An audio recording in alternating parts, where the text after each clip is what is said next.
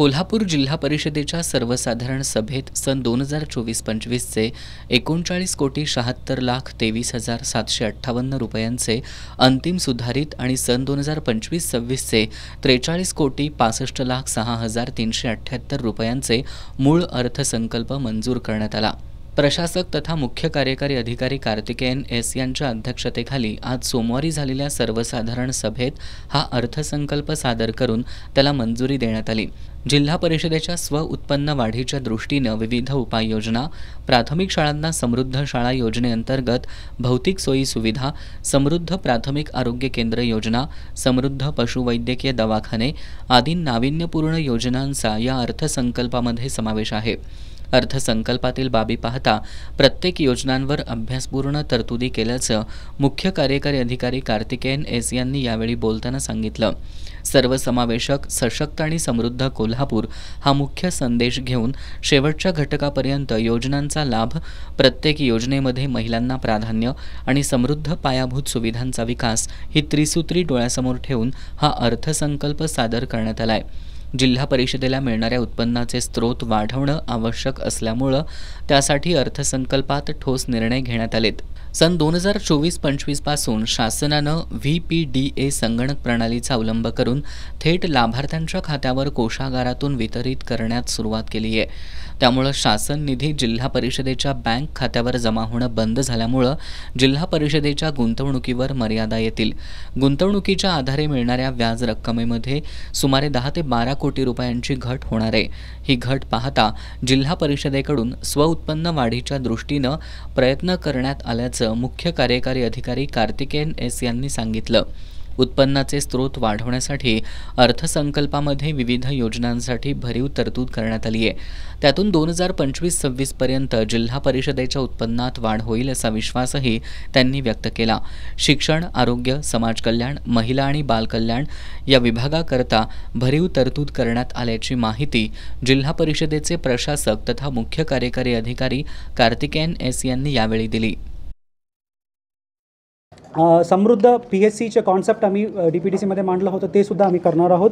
या व्यतिरिक्त 100% online attendance आम्ही घेणार आहोत। या व्यतिरिक्त पिंक OPDचे कॉन्सेप्ट सुद्धा आम्ही राबवलेली आहेत। या व्यतिरिक्त पशुसंवर्धन विभागामार्फत आम्ही 25-26 पासून सेक्स सॉर्टेड सीमेंट इंट्रोड्यूस आम्ही करणार आहोत आणि समाज कल्याण विभागामार्फत आम्ही 25-26 मध्ये आम्ही दिव्यांग बांधवांसाठी आम्ही 3 चाकी बॅटरी ऑपरेटेड व्हेकल आम्ही प्रोव्हाइड करणार आहोत।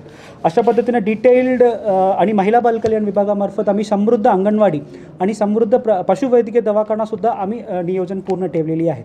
याच्यासाठी तरतूद जवळपास 43,65,00,000चं नियोजन आम्ही जिल्हा परिषद मार्फत घेण्यात आलेली आहे। दरम्यान कोल्हापूर जिल्हा परिषदेच्या अर्थसंकल्पामध्ये विविध विभागांसाठी करण्यात आलेल्या आर्थिक तरतुदीवर नजर टाकूयात ग्राफिक्सच्या माध्यमातून। कोल्हापूर जिल्हा परिषदेच्या अर्थसंकल्पाची वैशिष्ट्ये: शिक्षण विभागासाठी 5,71,49,000 रुपयांची तरतूद करण्यात आली आहे।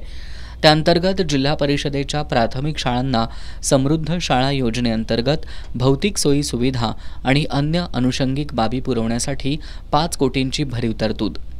आरोग्य विभागासाठी 2,84,54,000 रुपयांची तरतूद। या निधीतून ग्रामीण भागातील आरोग्याच्या सोयी सुविधा अधिक सक्षम करण्यासाठी समृद्ध प्राथमिक आरोग्य केंद्रांचा कायापालट करण्यासाठी 1,25,00,000ची तरतूद। बांधकाम विभागासाठी 3,40,07,000 रुपयांची तरतूद। कृषी विभागासाठी 1,85,81,000ची तरतूद। पशुसंवर्धन विभागासाठी 2,65,51,000ची तरतूद। समाज कल्याण विभागासाठी 3,14,02,000 रुपयांची तरतूद। दिव्यांग कल्याण विभागासाठी 1,67,03,000ची तरतूद करण्यात आली असून यातून दिव्यांग व्यक्तींच्या उन्नतीसाठी विविध योजना राबवण्यात येणार आहेत। महिला आणि बालकल्याण विभागासाठी 2,32,19,000ची तरतूद। या अंतर्गत मुलींना आणि महिलांना व्यावसायिक तांत्रिक प्रशिक्षणासाठी 40 लाख रुपयांची तरतूद। पाणी पुरवठा आणि स्वच्छता विभागासाठी 2,83,00,000ची तरतूद। ग्रामपंचायत विभागाच्या विविध योजनांसाठी 38 लाखांची तरतूद करण्यात आली आहे। यामध्ये राजर्षी छत्रपती शाहू महाराज वसुंधरा ग्रामपंचायत योजना आणि यशवंत सरपंच पुरस्कार योजनेसाठी प्रत्येकी 19 लाख रुपयांची तरतूद। दरम्यान जिल्हा परिषदेच्या अर्थसंकल्पात उत्पन्न वाढीसाठी विशेष प्रयत्न करण्यात येणार आहेत. त्या अंतर्गत जिल्हा परिषदेच्या परिसरामध्ये असलेल्या जिल्हा परिषदेच्या जागेमध्ये हॉल उभारण्यात येणार आहे. यातून भाड्यापोटी दरवर्षी सरासरी 50 लाख रुपयांचं उत्पन्न वाढवण्याचा प्रयत्न आहे. तर भाऊसिंगजी रोडवरील जिल्हा परिषदेच्या मालकीच्या इमारतीचा पुनर्विकास करून त्यामधून उत्पन्न वाढीमध्ये वाढ करण्याचा प्रयत्न केला जाणार आहे. या सर्वसाधारण सभेवेळी जिल्हा परिषदेचे अतिरिक्त मुख्य कार्यकारी अधिकारी संतोष जोशी, जिल्हा ग्रामीण विकास यंत्रणेच्या प्रकल्प संचालिका सुषमा देसाई, लेखा आणि वित्त अधिकारी अतुल अकुर्डे यांच्यासह सर्व विभागांचे प्रमुख उपस्थित होते.